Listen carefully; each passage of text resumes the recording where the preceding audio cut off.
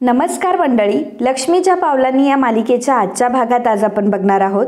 कला पडलेली असते, त्यामुळे तिच्या पायाला लागलेलं असतं. आता अद्वैतला कलावर इम्प्रेशन पाडायचं असतं, जेणेकरून ती आबांना जाऊन सांगेल की अद्वैतने कशा प्रकारे माझ्या पायाला मलम लावून दिला आणि मग आबांचे आमच्या दोघांच्या नात्याबद्दल असलेले सगळे डाऊट्स क्लिअर होतील. हा एकमेव हेतू अद्वैतचा असतो आणि मग त्यासाठी तो ड्रॉवरमधून मलम घेऊन येतो. तो कलाला म्हणतो की चल मी तुझ्या पायाला मलम लावून देतो. तेव्हा कला म्हणते की अरे अद्वैत, मी ऑलरेडी स्प्रे मारला आहे आणि जर तू त्याच्यामध्ये आता मलम लावला तर मलाच झोंबेल ना. तर अद्वैत म्हणतो की नाही, काही नाही झोंबणार, मी तुला मलम लावून देतो म्हणजे तुला लवकर बरं वाटेल. तर कला म्हणते की ठीक आहे. मग अद्वैत आता कलाच्या पायाला मस्त मलम लावून देतो. कलावरती बेडवर बसलेली असते तर अद्वैत खाली बसलेला असतो आणि अद्वैत प्रेमाने हे सगळं करत असतो. अर्थात म्हणजे तो तसं दाखवत असतो, परंतु कला मात्र हसत असते, कारण कलाला सगळ्या गोष्टी माहीत असतात. अद्वैतची सगळी नाटकं तिला माहीत असतात, तरी सुद्धा तिने अद्वैतला कामाला लावलंय या गोष्टीचा तिला आनंद होत असतो. तर इकडे संगीता ही कला, नैना आणि काजल यांचा घरात लावलेला फोटो स्वतःच्या हाताने छान असा पुसून ठेवत असते. त्याच वेळी काजल तिथे येते आणि म्हणते की अगं आई, मी करू का काही काम. तेव्हा संगीता म्हणते की नाही ग, नको. मग काजल म्हणते की अगं आई, मला तुला एक विचारायचंच राहिलं. काल कलाताई घराबाहेर गेली होती, त्याचं काही कारण कळलं का ग तुला.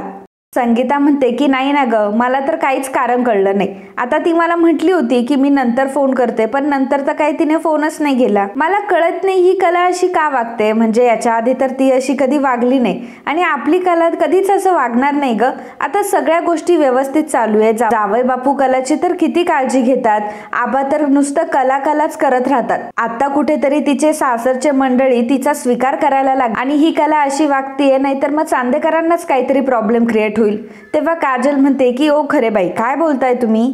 हो, तुम्ही त्याच आहात ना की प्रत्येकाला सांगत असतात की माझी कला किती गुणाची आहे, माझी कला किती छान, आणि मग आता असं का बोलताय, एवढी जागेवर पलटी. तेव्हा संगीता म्हणते की नाही ग काजल, ते आहेच, कला गुणाचीच आहे, पण ती असं का करतीये ते कळत नाही. काजल म्हणते की आपल्याला तर फक्त एवढंच माहितीये की आपली कलाताई कधी चुकीची असू शकत नाही. संगीता म्हणते की अगं हो, ते खरं आहे, परंतु हल्ली ती असं का वागतीये तेच मला कळत नाहीये. मग तितक्यातच संगीताला एक आयडिया सुचते. ती विचार करते की कलाला जर व्हिडिओ कॉल केला तर, परंतु तिला व्हिडिओ कॉल लावता येत नसतो. म्हणून ती काजलला म्हणते की काजू ऐक ना, ते व्हिडिओ कॉल म्हणतात ना, ते करून दे ना मला, म्हणजे मला ना कलाचा चेहरा बघून तिच्या मनात काय चाललंय ना हे बरोबर ओळखता येईल. काजल म्हणते की अच्छा, व्हिडिओ कॉल, आयडिया चांगली हा खरे बाई तुमची. असं म्हणून आता ती संगीताला व्हिडिओ कॉल लावून देते. तर संगीताने आता कलाला व्हिडिओ कॉल केलेला असतो.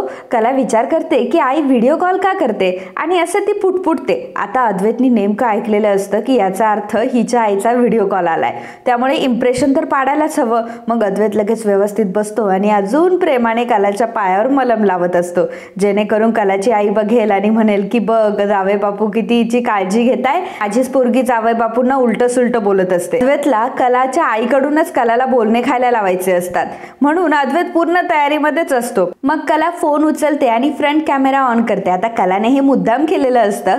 मग संगीता कलाला म्हणते की काय ग, काय बघितलं आता मी हे. कला म्हणते की काही नाही आई. आता कलाने सेल्फी कॅमेरा ऑन केलेला असतो. तर अद्वैतने ऐकलेलं असतं की आई म्हणते की आता काय बघितलं ग मी. याचा अर्थ अद्वैतला माहीत असतं की मी कलाच्या पायाला मलम लावून देतोय हे हिच्या आईने बरोबर बघितलंय. मग अद्वैत आता कमी पडत नाही आणि मग तो कलाला विचारत असतो काय ग, तुझा खूप पाय दुखतोय का ग. कला रागानेच त्याच्याकडे बघत असते. तर अद्वैत म्हणतो की अगं रागवते कशाला माझ्यावर, आता तू जर मला सांगितलं नाही तर मला कसं काय कळणार तुझ्या पायाला किती लागलंय ते. मग संगीता कलावर ओरडते आणि कलाला म्हणते की कला, हे सगळं काय चाललंय आणि जावई बापू तुझ्या पायाशी का बसलेत असे. अगं ते तुझी किती काळजी करताय आणि तू कसं बोलतेस ग त्यांच्याशी, शोभतं का तुला हे बोलायला. कला म्हणते की आई उगाच काही बोलू नको. तेव्हा संगीता म्हणते की उगाच काय, उगाच आत्ताच्या आत्ता बघितलं मी काय चाललंय तिकडे, बरं झालं मी व्हिडिओ कॉल केला म्हणून मला सगळ्या गोष्टी क्लिअर दिसल्या. मला म्हणते की आई अगं एवढं काय त्याच्यामध्ये, माझा पाय मुरगळलाय म्हणून चांदेकर मला फक्त मलम लावून देतोय. संगीता म्हणते की काय ग, नुसतं चांदेकर चांदेकर चांदेकर, किती वेळा सांगितलंय चांदेकर चांदेकर करत जाऊ नकोस म्हणून.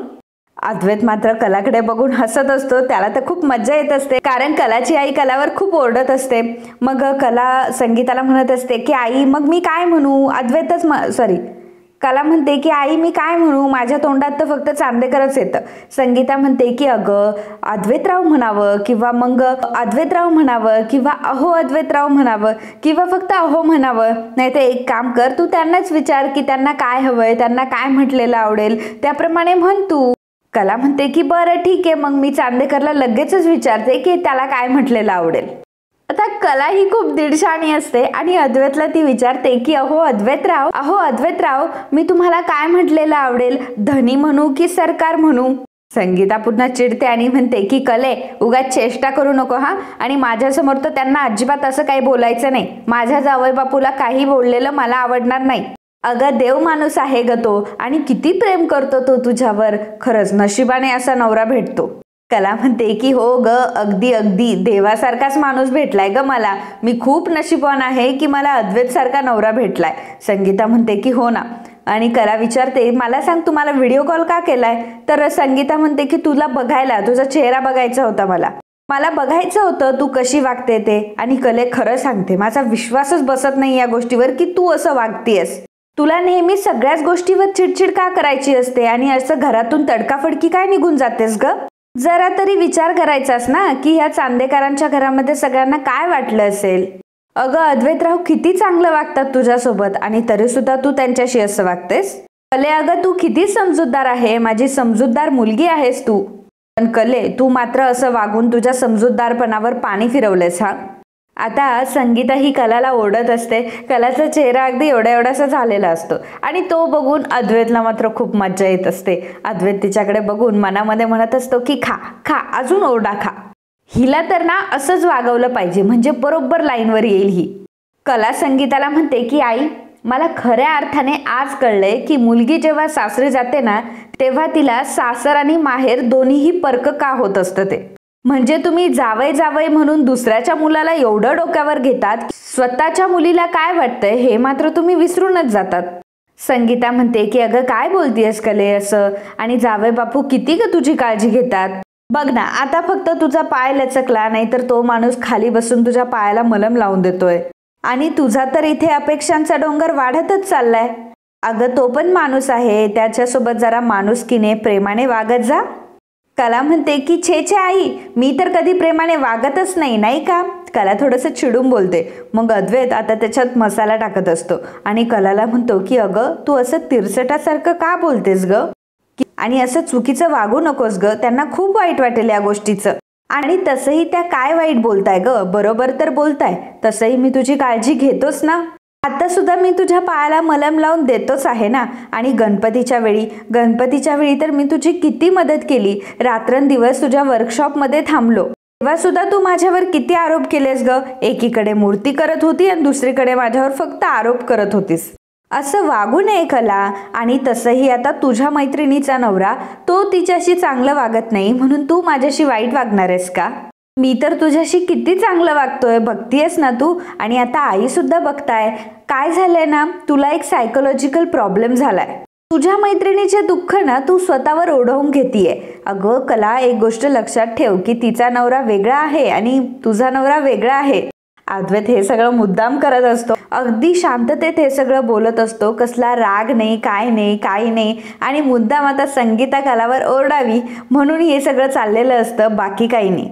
मग कला अद्वैतकडे बघतच राहते की बापरे अचानक एवढा 360 डिग्रीमध्ये ह्याच्यात चेंज कसा काय झाला. कला ही विचार करत असते की बापरे याच्यात एवढा मोठा चेंज कसा काय झाला लगेच. आणि मग अद्वैतचे इशारे आता कलाला चांगले समजलेले असतात की याचा अर्थ हा फक्त माझ्या आईसमोर नाटकं करतोय आणि चांगल्या वागण्याचे फक्त दिखावे करतोय. तर कला अद्वैतला म्हणते की हो का अद्वैत, बरं समजलं हा मला तुझं. मग कला संगीताला म्हणते की आई ऐकलंच असेल ना आता तू अद्वैतचं बोलणं. आता बघितलंस ना तू, मला सगळ्या गोष्टी आता समजल्यात आणि तुझा जावई अगदी सर्वगुण संपन्न आहे. ठेवू मग मी आता फोन, असं म्हणून कला फोन ठेवते. तर आता अद्वैत हा कलाच्या पायाला अजूनही मलमच लावत असतो आणि हसत असतो की कलाला चांगला ओरडा पडलेला असतो म्हणून त्याला खूप मज्जा वाटत असते. आणि त्याचमध्ये कलाचा पाय थोडासा सरकतो आणि कला खाली पडणार असते. तर कलाला असं वाटतं की अद्वैतनंच काहीतरी केलंय. अद्वैतवर डायरेक्टली ती हात उचलायला लागते. त्याला मारायला लागते. तर अद्वैत एकदम भिगी बिल्ली सारखा म्हणत असतो की ए मला मारतीयस काय तू. मग कला अद्वैतकडे बघते आणि म्हणते की आगाऊ कुठला. मग अद्वैतही हळूच म्हणतो की अति आगाऊ. तर इकडे आबा त्यांच्या खोलीमध्ये असतात आणि पुस्तक वाचत बसलेले असतात. आता त्याच वेळी नैना तिथे आबांसाठी चहा घेऊन येते. कदाचित हे ऐकायला तुम्हाला थोडं वियर्ड वाटेल, परंतु हो, नैना चहा घेऊन आलेली असते. नैना आबांना म्हणते की आबा, मी तुमच्यासाठी चहा बनवलाय. तुम्हाला दिवसातून 2दा-3दा चहा तर लागतोच ना, आणि तुम्हाला आवडतो तसं अगदी आलं किसून चहा केलाय तुमच्यासाठी. तर आबा मात्र नैनाकडे बघतच असतात की बापरे, एवढा या नैनामध्ये चेंज कसा काय झाला, कारण नैनाकडनं कधी चहा असं आबांनी कधी एक्सपेक्टच केलेलं नसतं. नैना पुन्हा आबांना म्हणते की काय झालं आबा, अहो चहा घ्या ना. मग आबा आता गरम कपाला हात लावतात आणि मग त्यांचा हात भाजतो. मग आबा म्हणतात की अरे बापरे, हात भाजला म्हणजे तू नक्कीच चहा घेऊन आली आहेस. मला वाटलं मी काही स्वप्न वगैरेच बघतोय की काय. पूर्वी एकदा असं स्वप्न मला पडलं होतं की तू चहा वगैरे घेऊन आली आहेस आणि मला गोड गोड माझ्याशी वागते. तेव्हा माझं ते स्वप्न होतं, त्यामुळे मला असं वाटलं की आताही माझं स्वप्नच आहे की काय. नैना आबांना म्हणते की आबा, मी खास तुमच्यासाठी माझ्या हातांनी तुमच्यासाठी चहा बनवला आणि तुम्ही मला असं बोलताय. आबा म्हणतात की अगं तसं नाही नैना, जर सवय नसली माणसाला तर धक्के बसतातच, आणि कसं म्हाताऱ्या माणसाला धक्के सहन होत नाही ना, म्हणून, बाकी काही नाही. मग आबा आता नैनाने केलेला चहा पित असतात. तर नैना विचार करत असते की नाही, हे आबा ना कधीही सरळ बोलणारच नाही माणसासोबत. तेवढं मी यांच्यासाठी चहा वगैरे करून घेऊन आले, परंतु काय, यांना मात्र मला टोचून बोलायचंच आहे. म्हाताऱ्या माणसांना धक्के सहन होत नाही म्हणे, आणि मग म्हातारे माणसं असं काहीतरी बोलतात, आम्हाला इरिटेट करतात, त्याचं काय. तर नैना हा सगळा विचार करत असताना तिचं लक्ष रोहिणीकडे जातं, आणि मग रोहिणी मात्र तिथेच उभी असते दारामध्ये, आणि नैनाला ती इशारा करून सांगते की चला आता पुढचं बोल. मग नैना आबांना म्हणते की आबा, असं काय करताय, आता मी सुद्धा ठरवलंय की मी सुद्धा घरातली सगळी कामं करणार. आणि तुम्हाला असंच वाटत असतं ना की मला काही येत नाही, परंतु आता मी तुम्हाला दाखवून देईल की मला सगळी कामं करता येतात.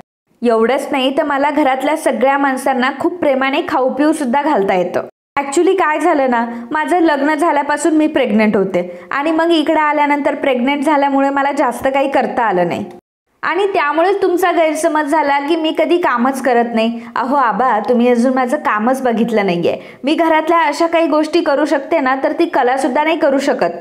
आता नैना असं म्हटल्यावर आबा डायरेक्ट हसायलाच लागतात. नैना विचारते की आबा काय झालं, तुम्ही हसताय का. आबा म्हणतात की काय नाही. आता आबांना कळलेलं असतं की ही नैना काय, आबांना तर समजलेलं असतं, आबांनी एवढे पावसाळे बघितलेले असतात. आबांना कळलेलं असतं की नैना आता फक्त कलासोबत कंपॅरिझन करायचंय म्हणून कामं करतेय, आणि या घरात तिला चांगलं दिसायचंय म्हणून करते, यामागे तिचा काही चांगला हेतू नाहीये असं आबांना थोडा डाऊट आलेलाच असतो. नैना म्हणते की आबा, रात्री सुद्धा मी जेवणासाठी बनवणार आहे हा, आणि तुम्हाला काय बनवायचं असेल ना ते तुम्ही मला आधीच सांगा, मला ऑर्डर द्या, मी तुमच्या म्हणण्याप्रमाणे जेवण बनवेल. आबा म्हणतात की बरं नैना, असं म्हणतेस का, मग एक काम कर, रात्रीची आहे ना गव्हाची खीर बनव. आता गव्हाची खीर कशी बनवायची हे तर नैनाला माहीत नसतं, आणि मग यांना सांगितल्यावर लगेचच यांनी कामं सांगितलं म्हणून नैनाचा चेहरा पडतो. परंतु रोहिणी तिला इशारा करून सांगते की चेहरा पाडू नकोस, ठीक आहे तू करशील. मग नैना म्हणते की हो आबा ठीक आहे चालेल, मी करेल. आबांना ती म्हणते की बरं आबा, तुम्ही चहा घ्या, मी आलेच. मग नैना आता तिथून निघून जाते. नैना बाहेर आलेली असते आणि रोहिणीला ती विचारते की हे काय आहे, गव्हाची खीर वगैरे, मला नाही बनवता येत ही गव्हाची खीर. त्यावर रोहिणी म्हणते की हे बघ नैना, तुला करावंच लागेल. तू एक काम कर, एखादा व्हिडिओ बघ, कलाला विचार किंवा मग मिसेस खरे यांना विचार, परंतु तुला गव्हाची खीर बनवावीच लागेल. अगदी काहीही कर, परंतु हे काम पूर्ण कर हा, नाहीतर प्रॉब्लेम अजून वाढतील. ह्या गोष्टीने सगळे प्रॉब्लेम सॉल्व्ह होतील. एवढं बोलून रोहिणी तिथून निघून जाते. तर नैना मात्र डोक्यालाच हात लावते की काय नाटकं यार ह्या आबांची, यांना काय जाते गव्हाची खीर बनव असं म्हणायला. ह्या इकडे मला सांगतात असं असं कर, आणि तिकडे आबा मला ऑर्डर देताय. आता मधल्यामध्ये माझं भजं होतंय, त्याचं काय करू मी. इकडे कला तिचं काहीतरी काम करत असते, लिहित असते काहीतरी, आणि त्यावेळी अद्वैत कलाकडे बघून कलाला म्हणत असतो की मग बघितलं ना, तुझ्या आईला माझं किती कौतुक आहे ते, आणि तुझ्या आईला मी किती बरोबर वाटतं ते. शेवटी काय असतं ना खरे, कुठलाही माणूस वाईट नसतोच. तेव्हा कला म्हणते की बरोबर बोलतोयस तू, कुठलाही माणूस तसाही वाईट नसतो, फक्त त्याची चांगुलपणाची डिग्री कमी जास्त होत असते. तुझी डिग्री जरा जास्तच ढासळली आहे. अद्वैत म्हणतो की म्हणजे काय म्हणायचंय तुला. कला म्हणते की अरे तुझी वाईटपणाची डिग्री आता ढासळली असं म्हणायचं होतं रे, आणि तुझी चांगुलपणाची डिग्री तर उच्च, अति अति अति उच्च आहे. अद्वैत म्हणतो की अति होतंय असं नाही वाटत का तुला.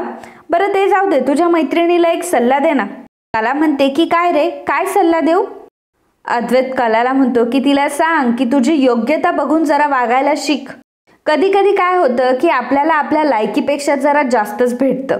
आपली लायकी नसताना समोरचा माणूस आपल्याला स्वीकारतो, आपल्याला समजून घेतो.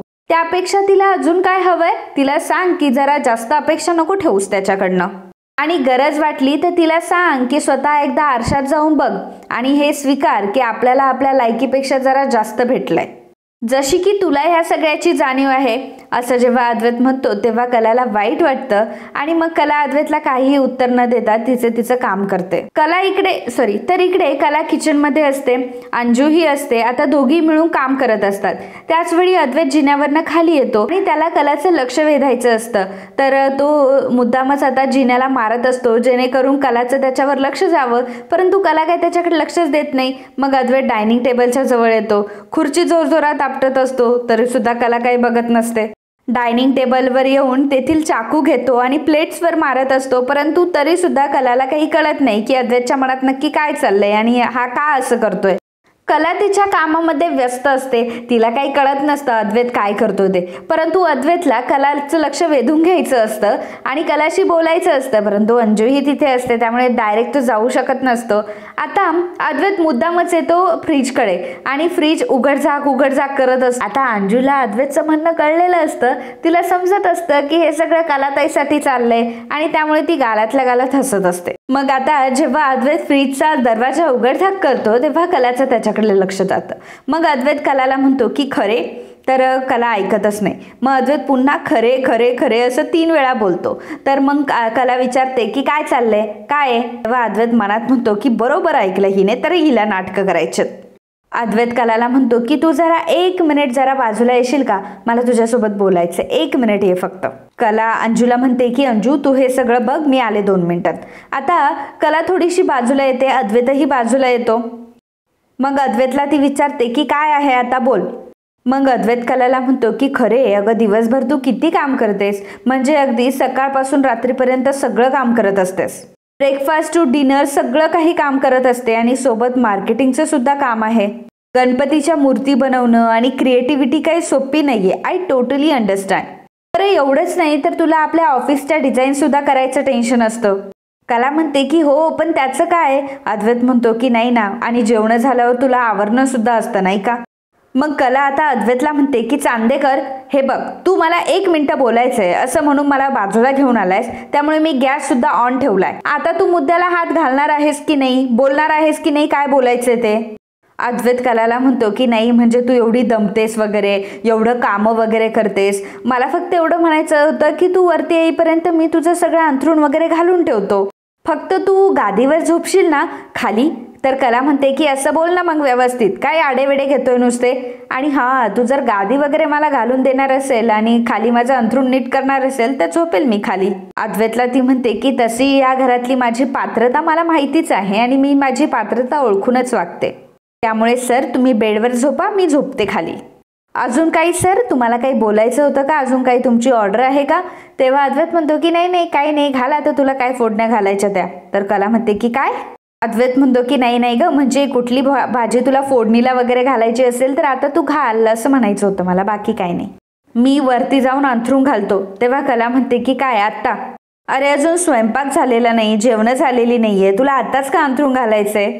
अच्छा मला आत्ता समजलं की मी वरती झोपते की खाली झोपते कालच्यासारखी, हेच तुला चेक करायचं होतं ना. अद्वैत म्हणतो की नाही ग अजिबात नाही. आता मला सांग की तू किती दमून जाते, मी बघतो ना तुला तू किती कामं करतेस ते. आणि मग जेन्युअनली मी तुला प्रश्न विचारला, काळजी वाटते ना ग.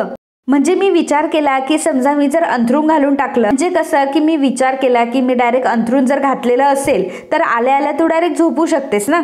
कला म्हणते की वा चांदेकर, किती काळजी आहे रे तुला माझी. अद्वैत मनात म्हणत असतो की हट, मला हिची काळजी स्वप्नात सुद्धा येणार नाही.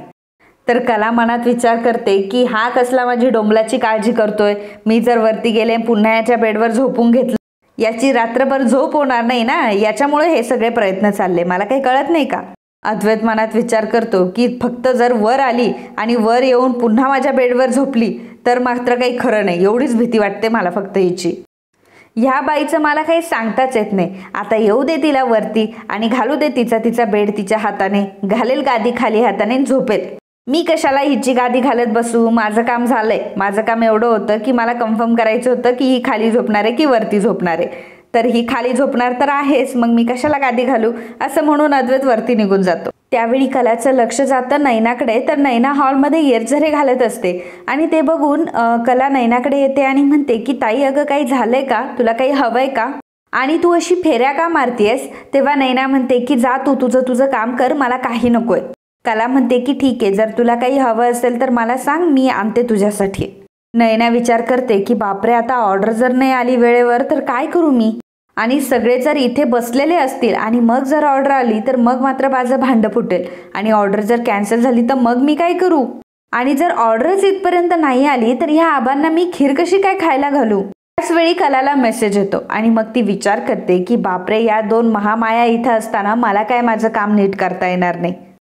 मग नैना आता कलाकडे येते आणि कलाला म्हणते की कला अगं तुला आबांनी बोलवलंय, म्हणजे त्यांनी मला मगाशीच निरोप द्यायला सांगितला होता, परंतु माझ्या लक्षातच राहिलं नाही. अगं जा बघ ते काय म्हणताय ते. तर कलाला वाटतं की खरंच आबांनी तिला बोलवलं असेल, त्यामुळे कला लगेचच आबांच्या रूममध्ये जाते. कला आबांकडे येते आणि आबांना विचारते की आबा काय झालं, तुम्ही मला बोलवलंत का. आबा म्हणतात की नाही ग, मी तर नाही बोलवलं तुला. कला म्हणते की अहो नैनाताई मला म्हटली की तुम्ही मला बोलवलंत म्हणून. आबा म्हणतात की अगं नैनालाच बोलवलं होतं मी आणि तिचा काहीतरी गैरसमज झाला असेल. खरं तर आज मी तिलाच बोलवणार होतो, कारण ती आज माझ्यासाठी गव्हाची खीर बनवणार आहे. तर कला विचारते की कोण, नैनाताई. आबा म्हणतात की हो. कला म्हणते की अरे वा, नैनाताई तुमच्यासाठी खीर बनवणार आहे, खरंच खूप छान बातमी दिली आबा तुम्ही. आणि आता तुमचं काही काम नाही आहे तर मग मी बाहेर जाते, माझं काम करते. कला तिथून जायला लागते. तेव्हा आबा कलाला म्हणतात की कला तुला एक विचारू. तेव्हा कला म्हणते की अहो आबा परवानगी कसली मागताय, डायरेक्ट विचारा. आबा कलाला विचारतात की आता जे झालेलं प्रकरण होतं त्या प्रकरणाबद्दल तुमच्यामध्ये काही बोलणं झालं का समजुतीचं. कला म्हणते की आजोबा अजून तरी असं काही झालेलं नाहीये. मग आबा कलाला म्हणतात की अगं सुनबाई असं नको करूस. कसं असतं ना, नवरा बायकोच्या नात्यामध्ये जर विषय ताणत जर आपण बसलो तर ते नातं तुटतं. त्यापेक्षा मन मोकळेपणाने जे काही तुझ्या मनामध्ये आहे ते स्पष्टपणे बोलून टाक. कला म्हणते की आजोबा तुम्हाला खरं सांगू का, तो माझ्याशी असं का वागला हे मला त्याला विचारू पण वाटत नाही. कारण आजोबा अशा वागण्याचं कधी समर्थन होऊच शकत नाही, आणि मला माहिती आहे की जर मी विषय काढला तर माझा स्वतःवरच ताबा राहणार नाही. मग आमच्या दोघांमध्ये फक्त आणि फक्त वादच होतील. आबा म्हणतात की हो कला, मला तुझं म्हणणं पटतंय, परंतु असं मनामध्ये एवढ्या सगळ्या गोष्टी साठवून ठेवणं पण चुकीचं आहे ना. अन्याय पचवणारा पण तेवढा गुन्हेगार असतो ना. कला म्हणते की हो आबा तुम्ही बरोबर बोलताय की हा अन्याय मी दाबून ठेवतीये किंवा कोणाला सांगत नाहीये. आबा पण मी माझ्या परीने एक उपाय शोधलाय आणि मला जेव्हा योग्य वेळ वाटेल तेव्हा मी बोलेल त्याच्यासोबत. आबा कलाला म्हणतात की बरं, तू जसं म्हणतेस तसं कर, तुझ्या पद्धतीने होऊ देत सगळ्या गोष्टी. मग कला आबांना म्हणते की आबा मी तुम्हाला एक गोष्ट सांगू का, म्हणजे मी जरा स्पष्ट बोलू का. तेव्हा आबा म्हणतात की अगं बोल ना, काय बोलायचंय तुला. तेव्हा कला आबांना सांगते की आबा अद्वैत जरा ना जास्तच तिरसट स्वभावाचा आहे. सॉरी, मला माहिती आहे की मी तुमच्या नातवाबद्दल बोलतीये, परंतु त्याला समजून घेणं ही म्हणजे एक कला आहे. अद्वैत चांदेकर याच्यासोबत रोजच्या जीवनातले व्यवहार करणं सुद्धा खूप अवघड आहे आबा. आबा तुम्ही त्या गोष्टीचा विचार करू नका. तुम्हाला असं वाटेल की मी हार मानली आहे, परंतु मी मात्र हार कधीही मानणार नाही. योग्य वेळ आल्यावर मी त्याला या सगळ्या गोष्टीचा चांगला धडा शिकवणार आहे, एवढं मात्र नक्की. सॉरी आजोबा, परंतु मला हे सगळं करावंच लागेल.